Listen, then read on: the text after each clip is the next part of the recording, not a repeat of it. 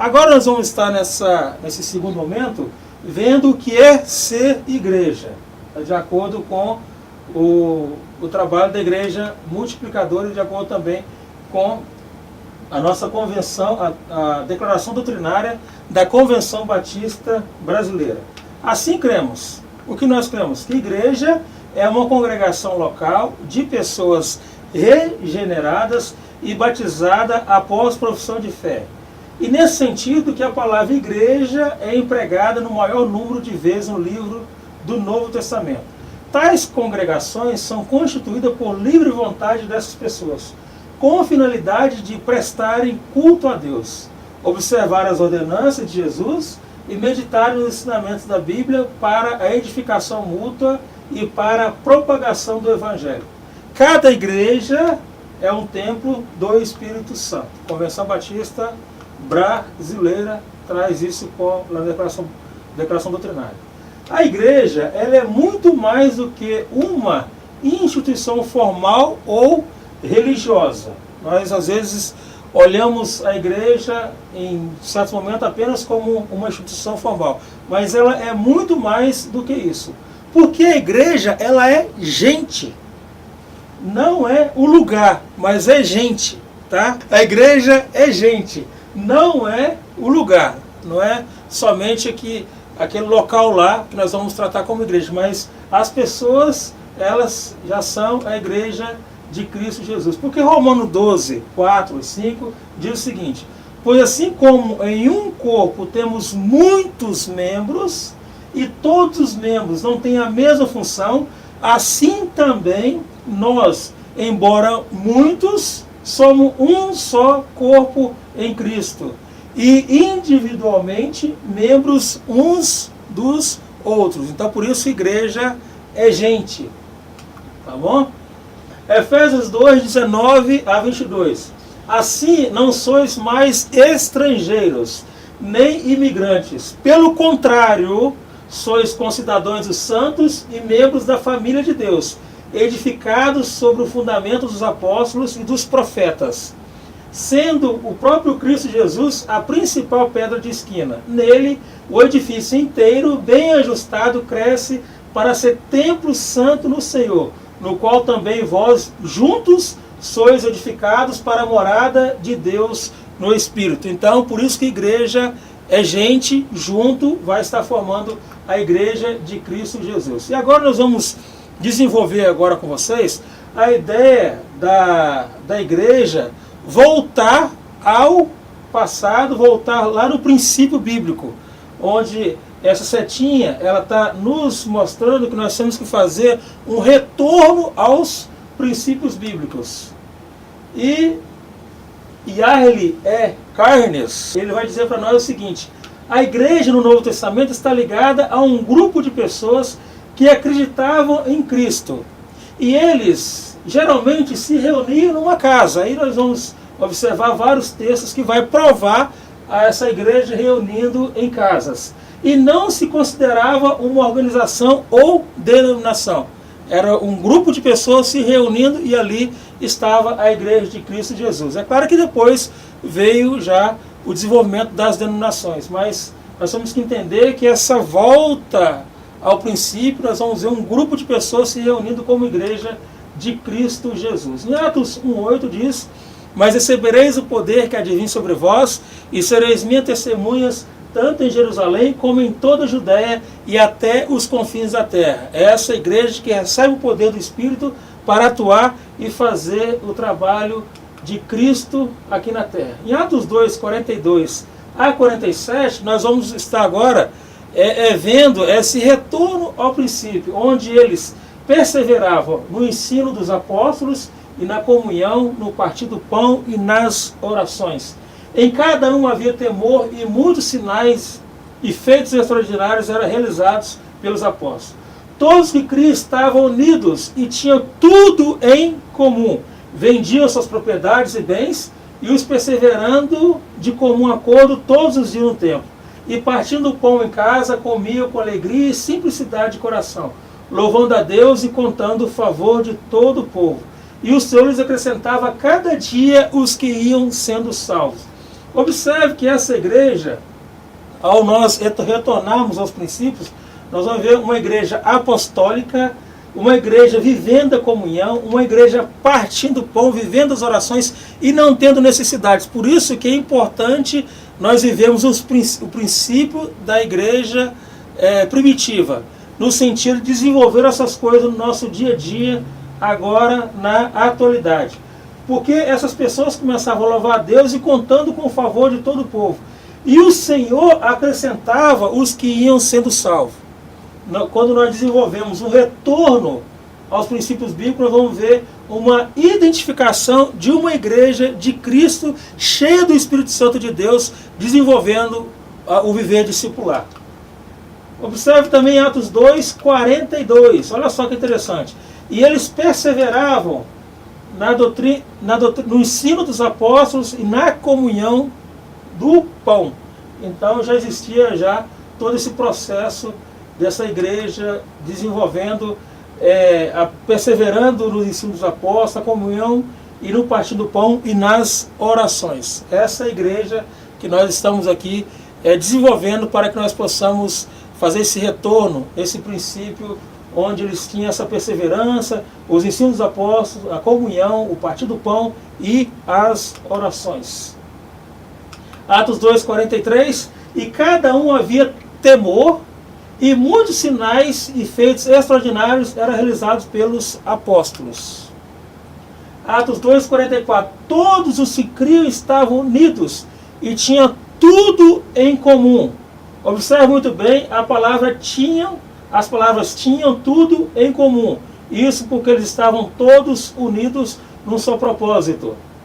Atos 2, 45. Vendia suas propriedades e os repartia com todos, segundo a necessidade de cada um. Observe aqui, as palavras repartiam com todos.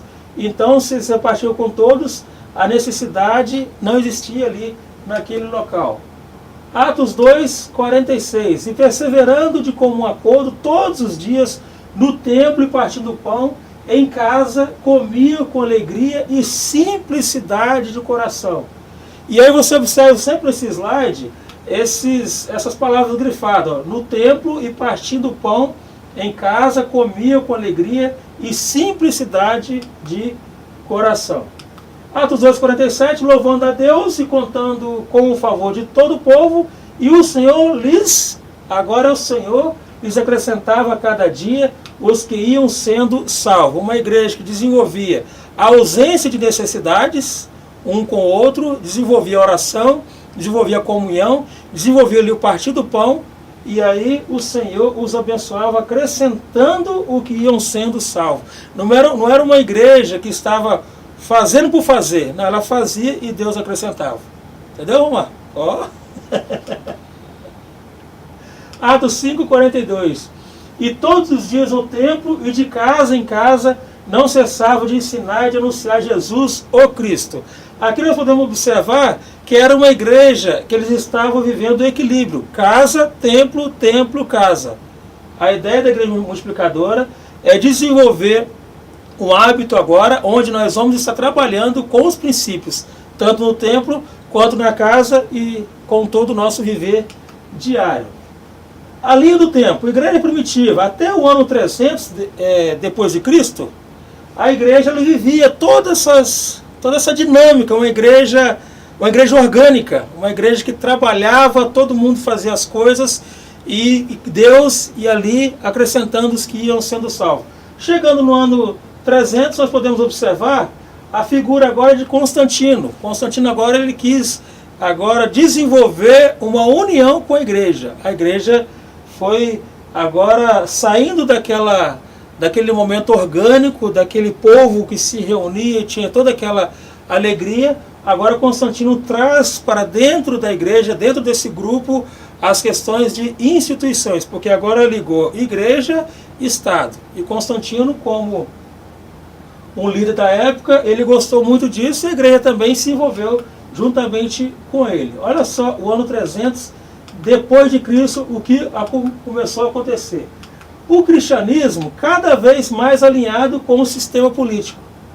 líderes profissionais cada vez mais desenvolvendo a estrutura da igreja.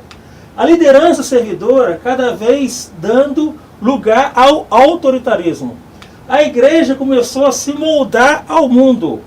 A igreja veio para a defensiva, ao contrário de permanecer na ofensiva. Voltando aqui. Os grupos pequenos na igreja eram suspeitos aos olhos do governo, porque agora, como uma instituição, ela era agora observada pelo governo. Então, por isso que, aos poucos, foi diminuindo os grupos, as casas, não teve mais a palavra de Deus não tinha tanto acesso assim às casas, ela era mais desenvolvida no templo. O que mudou? Olha só o que mudou. As pessoas agora vão para a igreja, catedral. Em um único dia especial. Qual é o dia? Domingo. Pode observar que é o dia que tem mais pessoas na igreja. Não é isso, pastor? Tá? Alguém reconhecido ministro, sacerdote. Tá? Na nossa época, graças a Deus, nós somos o sacerdócio universal. Mas antes, tinha ali os padres que eles mesmos recebiam conhecimento e eles tinham que ministrar. Outra pessoa ali não ministrava. É diferente da igreja primitiva, onde as pessoas iam recebendo ali as instruções dos apóstolos e iam pregando. Faz alguma coisa para eles, para as pessoas que estavam ouvindo, ensino, pregação, indulgências e curas.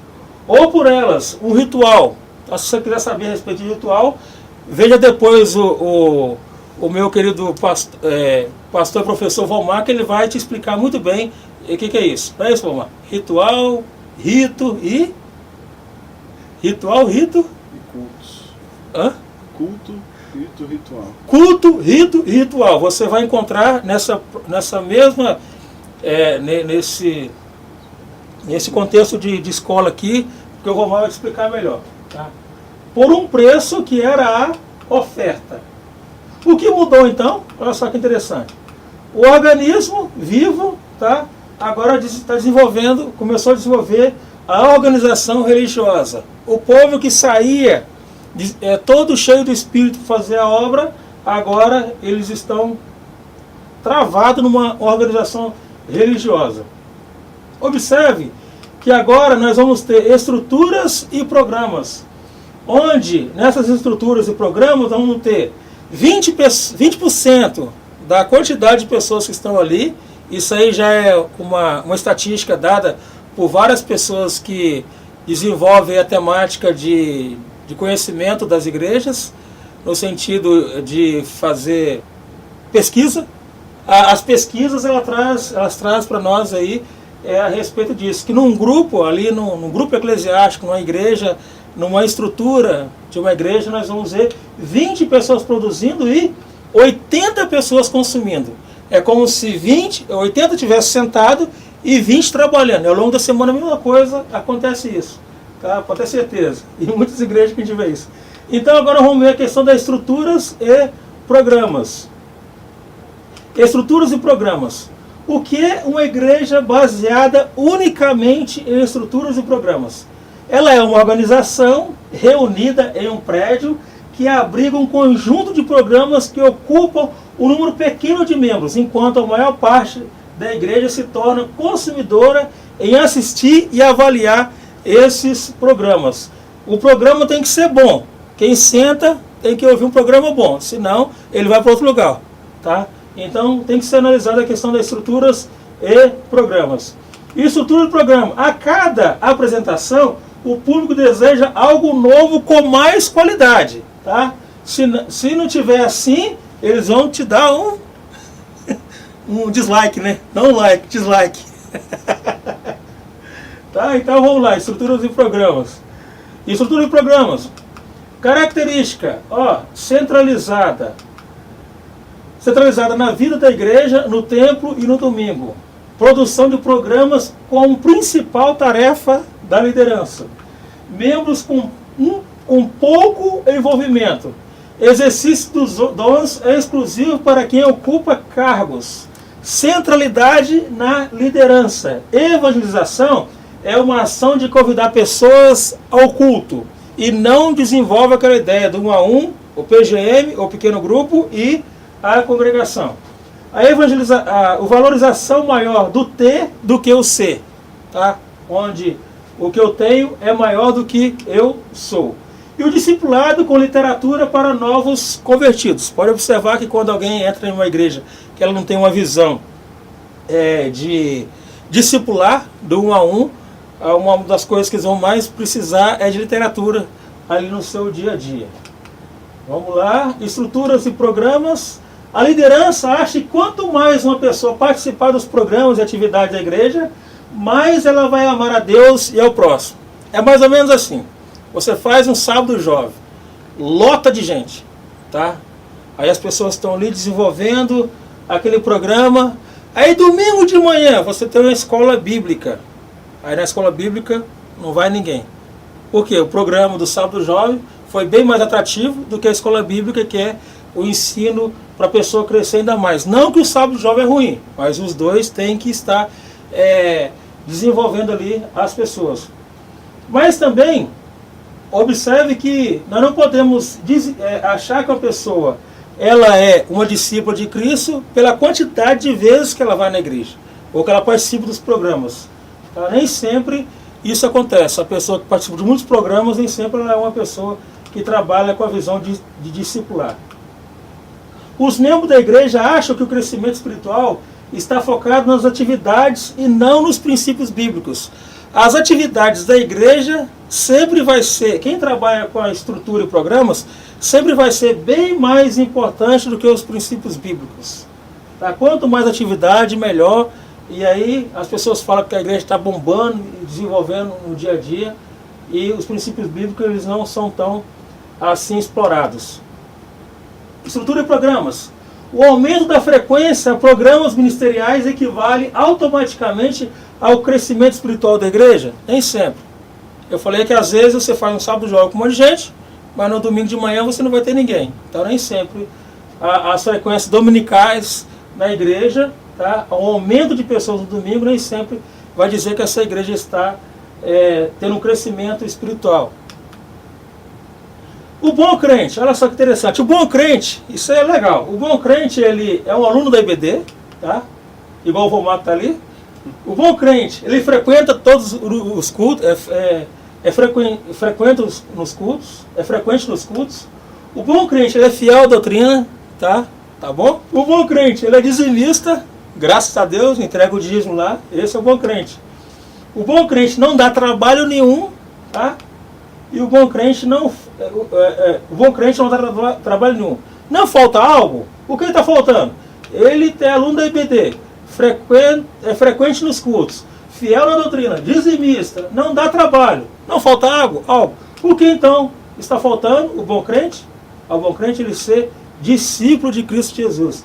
Ele ser um discípulo multiplicador de pessoas. Esse é o resultado de um excelente crente, não somente bom, mas agora ele vai ser cada vez mais um crente maravilhoso para o reino de Cristo Jesus. E ele não vai viver somente desenvolvendo a estrutura e programas, que também não é ruim, mas ele vai desenvolver pessoas. Não estão dizendo que devemos acabar com as estruturas e os programas, nada disso. Estrutura é bom, programa também é bom, mas só que tem coisas que podem ser implementadas nessas estruturas. Estruturas e programas. O que estamos ressaltando é que as estruturas e programas devem existir para glorificar a Deus no cumprimento da grande comissão e não serem apenas um fim em si mesmo. As estruturas e programas têm que ser submissa ao cumprimento da grande comissão. Senão, não vai resolver nada. Estrutura e programas. As estruturas e programas devem existir em função dos princípios e não o contrário.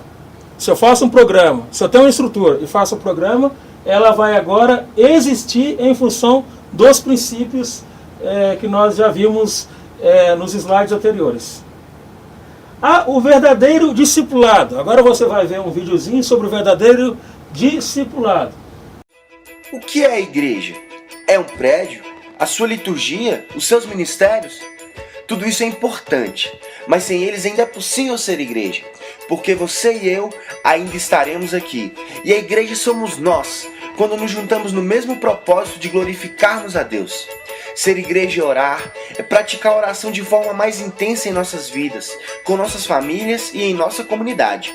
Ser igreja é comunicar o Evangelho e construir relacionamentos em busca de chamar, agregar e aperfeiçoar novos discípulos que espalham o Evangelho aos confins da terra. Ser igreja é intencionalmente plantar novas igrejas, como no primeiro século. Multipliquemos o número de igrejas pelo Brasil e pelo mundo. Ser igreja é ser relevante na comunidade e não fechar os olhos para as necessidades das pessoas ao nosso redor e em lugares mais distantes. Ser igreja é viver a vida cristã todos os dias da semana, reunindo de casa em casa para estudar a palavra de Deus, compartilhar experiências e cuidarmos uns dos outros. Isso é ser uma igreja multiplicadora. Multiplique!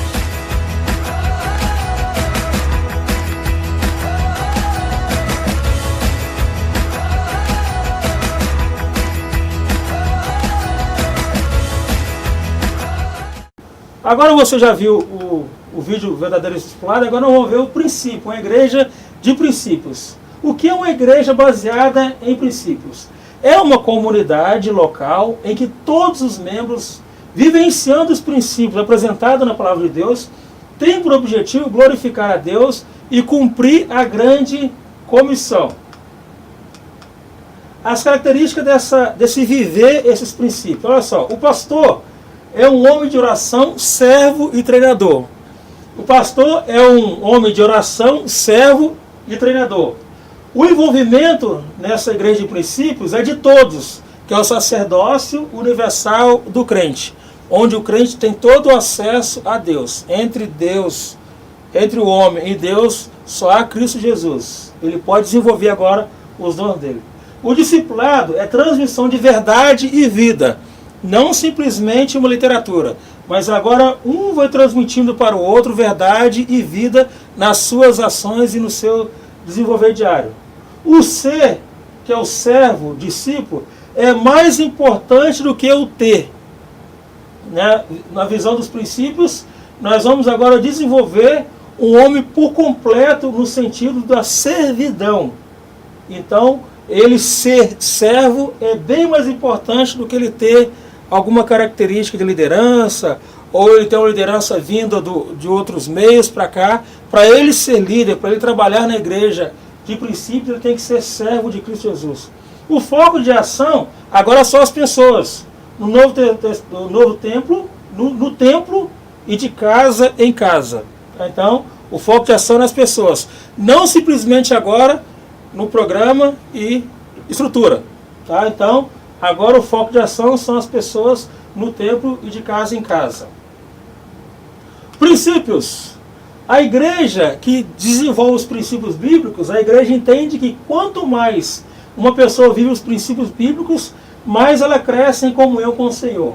Os princípios bíblicos se tornam um estilo de vida que são aplicados diariamente. Diariamente, esses princípios vão sendo aplicados e a pessoa vai sendo desenvolvida com o princípio bíblico. A comunhão com o Senhor é investimento diário e pessoal, que vai muito além dos programas. Agora a pessoa não vai ficar precisando de ter um programa para evangelizar. A pessoa não vai precisar ter um programa para discipular. Ela vai vivenciar isso no dia a dia dela, e aí ela vai sendo transformada e também transformando outra pessoa. É legal ou não é uma igreja com um princípio bíblico? Tá bom? Vamos lá? O que é ser igreja então? Aqui está a estrutura e aqui está a igreja, que é o povo de Deus espalhado por todas as nações. Agora fotografa a sua igreja. Fotografou, Romã? A sua igreja no início? Fotografou? Tá? Depois eu vou falar o que você fotografou. Fotografa a sua igreja. No início eu pedimos para você fotografar a sua igreja, agora continue fotografando a sua igreja. Pare e reflita. Tá? Antes aqui, quando você fotografou a sua igreja, se você pensou que a foto que você estava tirando é a foto da frente do templo, ou daquela fachada bonita da sua igreja, ou aquela templo que você tem lá, a construção que você tem, infelizmente você estava equivocada ou equivocado, assim como eu estive um dia, tá bom? Então, fotografar a sua igreja é como você fazer um selfie, pegar assim, ó, clac. Essa é a igreja de Cristo, se você tem aí o Espírito Santo de Deus. Vamos agora parar e refletir, tá bom? Agora você desenvolve ali, depois dessa palestra, você pega as pessoas que estão ali te ouvindo, você trabalha com grupos. E nesses grupos nós vamos estar desenvolvendo algumas perguntas, até porque quando a gente faz isso, a gente está começando agora a desenvolver os princípios. Porque nesses grupos vão ter líderes, e aí eles vão agora começar a transmitir um para o outro o que a pergunta está perguntando, e eles vão estar tendo a potencialidade de estar respondendo. Então, na sua opinião, as igrejas atuais estão mais voltadas para estruturas e programas ou princípios? Como isso pode mudar?